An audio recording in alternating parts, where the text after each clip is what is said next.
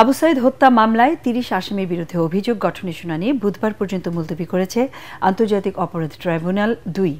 ওই দিনও পলাতক আসামিদের পক্ষে রাষ্ট্র নিযুক্ত আইনজীবীদের বক্তব্য শুনবেন আদালত।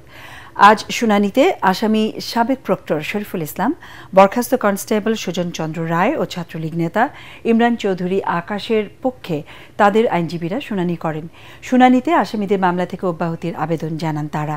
পরে বিচারপতি নজরুল ইসলাম চৌধুরী বুধবার পর্যন্ত শুনানি মুলতবি করেন। এছাড়া বিচারপতি পলাতক ২৪ আসামির পক্ষে রাষ্ট্র নিযুক্ত কোনো আইনজীবী কার কার পক্ষে শুনানি করবেন তা নির্ধারণ করে দেন।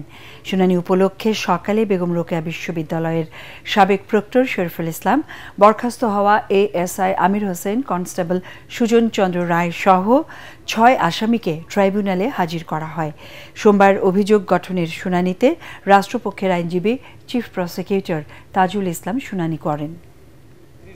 আমাদের কাছে যথেষ্ট ডকুমেন্ট আছে এবং চার্জ গঠন না হওয়ার মতো কোনো উপাদান আছে বলে আমরা মনে করি না। অবশ্যই চার্জ হবে, প্রপার ট্রায়াল অবশ্যই হবে। সেই ট্রায়ালের ভেতর দিয়ে শরীফুল ইসলাম মুক্ত হবেন বলে আমি আশা করি। আমি একজন কনস্টেবলের সাথে রাষ্ট্রের কোনো প্রাইম মিনিস্টার অথবা অন্যান্য মিনিস্টার কথা বলতে পারেন না। ওনার বিরুদ্ধে যে অভিযোগ, সেই অভিযোগটা ডাইরেক্ট প্রুফটা নেই।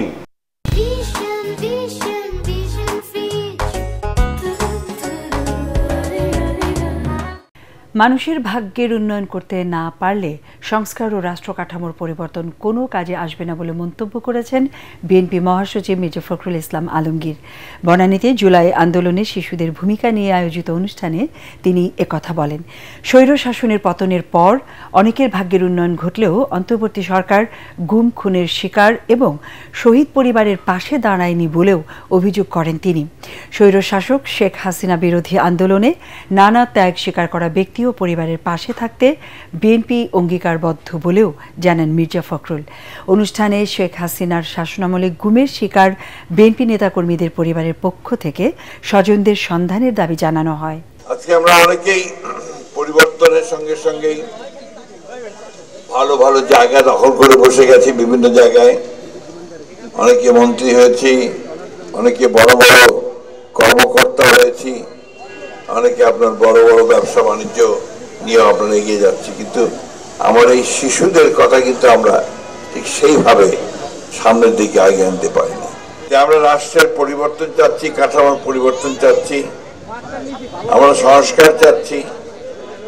তো সেই সংস্কার, সেই কাঠামো যদি আমার মানুষের সার্বিক উন্নয়নে না আসে, আমাদের এই শিশুদের ভবিষ্যৎকে নির্মাণ করতে সাহায্য না করে, তাহলে সেই সংস্কার কোনো কাজে আসবে বলে আমি মনে করি।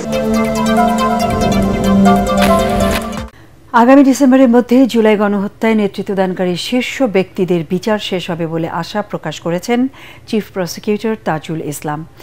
আর আইন উপদেষ্টা বলেছেন, শেখ হাসিনা ও তার দোসররা যে অপরাধ করেছে তা ৭১-এ হানাদার বাহিনীও করেনি। রাজধানীতে জুলাই গণহত্যার বিচার ও তথ্যচিত্র প্রদর্শনীর অনুষ্ঠানে তারা এসব কথা বলেন।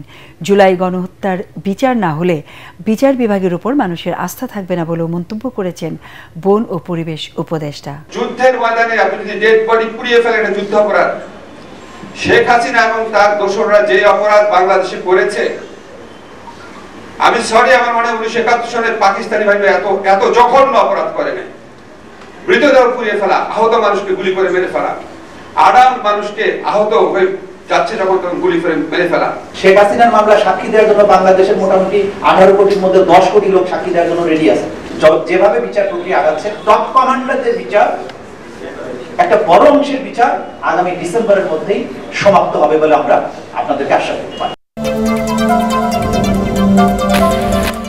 মাইলস্টোন স্কুল অ্যান্ড কলেজে বিমান দুর্ঘটনায় এখনো পর্যন্ত জাতীয় বার্ন ইউনিটে ৩৩ জন ভর্তি রোগী রয়েছে।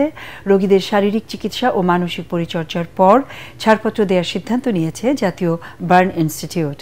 এছাড়াও সংকটাপন্ন ৩ জন নিবিড় পর্যবেক্ষণে রয়েছে। এক সংবাদ সম্মেলনে এ সকল তথ্য জানান হাসপাতালের পরিচালক অধ্যাপক ডাক্তার নাসির উদ্দিন। তিনি বলেন, ৩৩ জনের মধ্যে শিশুর সংখ্যা আছে ২৭ জন এবং প্রাপ্তবয়স্ক রয়েছে 6 জন, আর ৩০% দগ্ধ রোগীর সংখ্যা ৮ জন। কাউকে ছাড়পত্র দিচ্ছি না, বাট আমরা তাদের ক্লোজ অবজারভেশনে রাখছি।